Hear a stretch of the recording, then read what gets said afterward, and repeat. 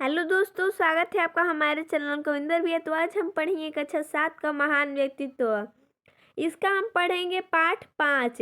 पाठ का नाम है श्री कृष्ण। इसमें हम इनका जो कहानी है श्री कृष्ण का, इसका कहानी जो हम अच्छे तरीके से समझेंगे और इसका प्रश्न उत्तर भी देखेंगे। तो आपने श्री कृष्ण की लीला के बारे में सुना ही होगा। तो चलिए श्री कृष्ण का पढ़ते हैं। कहानी है इसमें। आज से लगभग 5000 वर्ष पूर्व भारत भूमि की समृद्धि और संपन्नता अपनी चरम सीमा पर थी। देश में अनेक वैभव संपन्न तथा शक्तिशाली राज्य थे। भारतीय समाज में एक नई उमंग, एक नई स्फूर्ति आ गई थी, किंतु वह वैभव और शक्ति अधिक दिन तक स्थिर न रह सकी। पारस्परिक विद्वेष और स्वेच्छाचारिता की भावनाएं प्रबल होने लगी। जन कल्याणकारी परंपराएं टूटने लगी। प्रजा जरासंध, कंस और शिशुपाल जैसे शासकों के दमन चक्र का शिकार बन गई। अत्याचार और राजनीतिक कुचक्र के इस वातावरण में कंस की बहन देवकी अपने पति वासुदेव के साथ कंस के कारागार में बंदी थे। वहां देवकी के गर्भ से श्री कृष्ण का जन्म हुआ। कंस के भय से श्री कृष्ण का पालन पोषण गोकुल में नंद के घर में हुआ था। ये हैं श्री कृष्ण। तो चलिए आगे पढ़ते हैं। श्री कृष्ण बाल्यावस्था से ही इतने पराक्रमी और साहसी थे कि उनके द्वारा किए गए कार्यों को देखकर लोग आश्चर्यचकित हो जाते थे और उन्हें अलौकिक मानने लगे थे। कंस अपनी सुरक्षा के लिए कृष्ण का अंत करना चाहता था। इस कार्य के लिए उसने जिन लोगों को भेजा, उन सबका श्री कृष्ण ने बाल्यावस्था में ही वध कर दिया। कभी तो वे अपनी बांसुरी के मधुर स्वर से सभी को आत्मिक सुख प्रदान करते दिखाई पड़ते, तो कभी कंस के अत्याचारों से गोकुलवासियों की रक्षा करते हुए लोकहित में प्रवृत्त दिखाई देते। श्री कृष्ण को अध्ययन करने हेतु संदीपन गुरु के आश्रम में भेजा गया। तो यहाँ पर एक प्रश्न बन सकता है कि श्री कृष्ण का अध्ययन किस गुरु द्वारा हुआ था। तो संदीपन गुरु के द्वारा हुआ था। गुरुकुल में श्री कृष्ण ने अपने गुरु की सेवा करते हुए विद्या प्राप्त की। कंस के स्वेच्छाचारी एवं क्रूर शासन के कारण प्रजा में व्यापक असंतोष था। गोकुल में श्री कृष्ण ने नेतृत्व में कंस के अत्याचारी शासन का विरोध आरंभ हो गया। कंस इस स्थिति को जानता था। उसने श्री कृष्ण के वध का षड्यंत्र रचा और अक्रूर द्वारा श्री कृष्ण को बुलवाया। गोकुलवासियों को कंस पर संदेह था। वे नहीं चाहते थे कि श्री कृष्ण मथुरा जाकर कंस के जाल में फंसे। श्री कृष्ण ने तो अत्याचारियों का अंत करने का संकल्प ही कर लिया था। अतः वे अपने बड़े भाई बलराम के साथ मथुरा आ पहुँचे। योजना अनुसार मथुरा में मल्ल युद्ध आरंभ हुआ। श्री कृष्ण ने मल्ल युद्ध में कंस के चुने हुए पहलवानों को पराजित किया और अंत में उन्होंने कंस को मार डाला। उस समय हस्तिनापुर में धृतराष्ट्र का राज्य था। वहां के राज परिवार में कौरव और पांडवों के बीच कहल चल रही थी।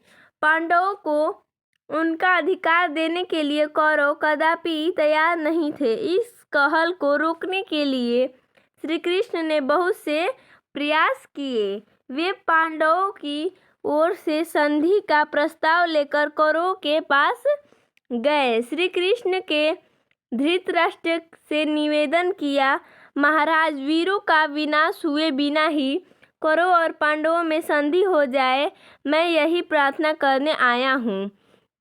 श्री कृष्ण ने धृतराष्ट्र के निरंकुश पुत्र दुर्योधन को भी समझाते हुए कहा, हे तात, संधि से ही तुम्हारा और जगत का कल्याण होगा। लेकिन दुर्योधन अपने इसी हठ पर डटा रहा कि मैं युद्ध के बिना सुई की नोक के बराबर भी भूमि पांडवों को नहीं दूंगा। इस प्रकार श्री कृष्ण का संधि प्रयास असफल हो गया। परिणाम स्वरूप कौरवों एवं पांडवों में भयंकर युद्ध हुआ, जिसे महाभारत युद्ध के नाम से जाना जाता है। देखिए, यहाँ पर भी एक प्रश्न बन सकता है कि महाभारत किसके बीच हुआ था। महाभारत जो युद्ध हुआ था वो किसके बीच हुआ था, तो कौरव और पांडवों के बीच हुआ था। चलिए आगे पढ़ते हैं। आगे दिया हमारा, महाभारत के युद्ध में श्री कृष्ण अर्जुन के सारथी बने।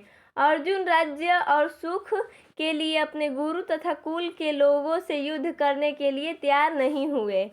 उन्हें अपने स्वजनों को देखकर मोह उत्पन्न हो गया। उस समय श्री कृष्ण ने अर्जुन को अपने कर्तव्य के लिए प्रेरित किया।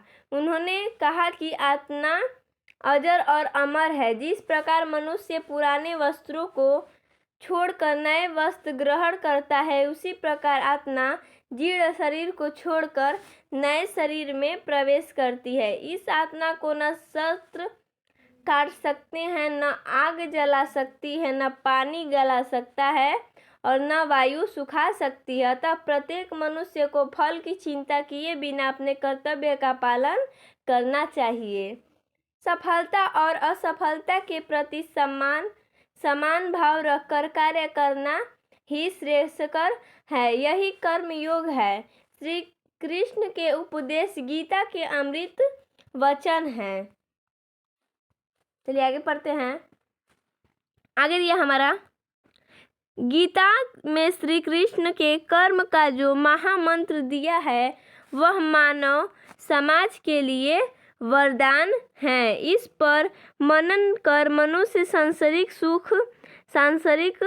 सुख से ऊपर उठकर कर्म करने की प्रेरणा प्राप्त करता है, जो जीवन का वास्तविक सुख है। गीता वास्तव में भारतीय चिंतन और धर्म का निचोड़ है और इसमें सारे संसार तथा समस्त मानव जाति को एक सूत्र में बांधने की पूर्ण क्षमता है। श्री कृष्ण के उपदेश सुनकर अर्जुन को अपने कर्तव्य का ज्ञान हुआ और उन्होंने वीरतापूर्वक युद्ध किया। श्री कृष्ण के कुशल संचालन के कारण महाभारत युद्ध में पांडव विजयी हुए। वस्तुतः यह पांडवों की कौरवों पर विजय नहीं, बल्कि धर्म की अधर्म पर, न्याय की अन्याय पर, सत्य की असत्य पर विजय थी। श्री कृष्ण के व्यक्तित्व के विषय में संक्षेप में यही कहा जा सकता है कि वे व्यक्ति नहीं, एक परंपरा थे। वे दार्शनिक भी थे और कर्मयोगी भी थे।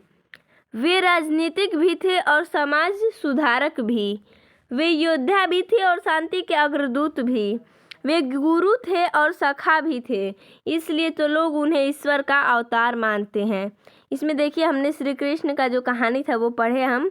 अब इसका हम प्रश्न उत्तर भी देख लेते हैं।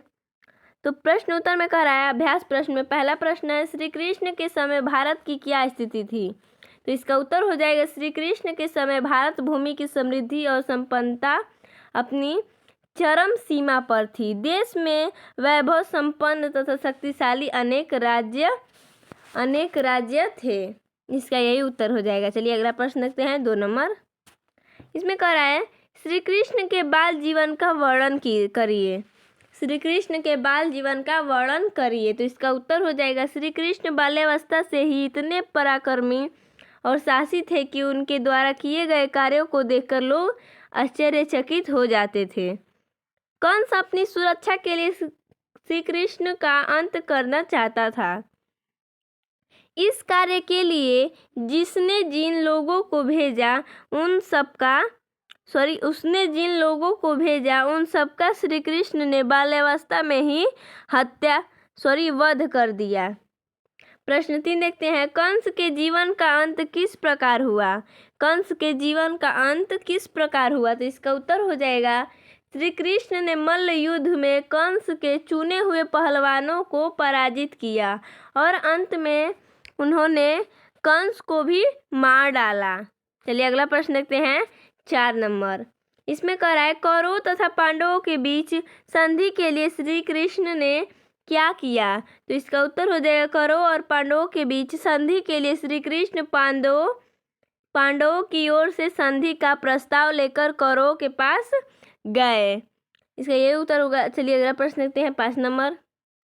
5 नंबर प्रश्न में कह रहा है युद्ध क्षेत्र में श्री कृष्ण द्वारा अर्जुन को दिए गए उपदेश का संक्षेप में वर्णन कीजिए। तो इसका उत्तर हो जाएगा श्री कृष्ण ने अर्जुन को अपने कर्तव्य की ओर प्रेरित किया। उन्होंने कहा कि आत्मा अजर और अमर है। जिस प्रकार मनुष्य पुराने वस्त्रों को छोड़कर नए वस्त्र ग्रहण करता है, उसी प्रकार यह आत्मा जीर्ण शरीर को छोड़कर नए शरीर में प्रवेश करती है।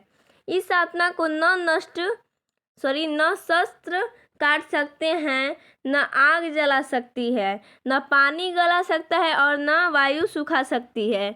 अतः प्रत्येक मनुष्य को फल की चिंता किए बिना अपने कर्तव्य का पालन करना चाहिए। यही कर्म योग है। चलिए अगला प्रश्न देखते हैं 6 नंबर। इसमें कह रहा है महाभारत के युद्ध का क्या परिणाम हुआ। तो इसका उत्तर हो जाएगा महाभारत के युद्ध में पांडव विजयी हुए।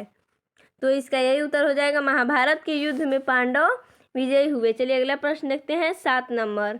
इसमें कह रहा है कृष्ण को ईश्वर का अवतार क्यों माना जाता है। तो इसका उत्तर हो जाएगा श्री कृष्ण दार्शनिक, कर्मयोगी, राजनीतिज्ञ, समाज सुधारक, योद्धा, शांति के अग्रदूत, गुरु तथा सखा आदि गुणों से परिपूर्ण थे, जो उन्हें एक साधारण मानव से अलग करते हैं। इसलिए उन्हें ईश्वर का अवतार माना जाता है।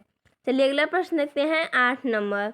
इसमें कह रहा है सही कथन के सामने सही का निशान तथा गलत कथन के सामने गलत का निशान लगाइए।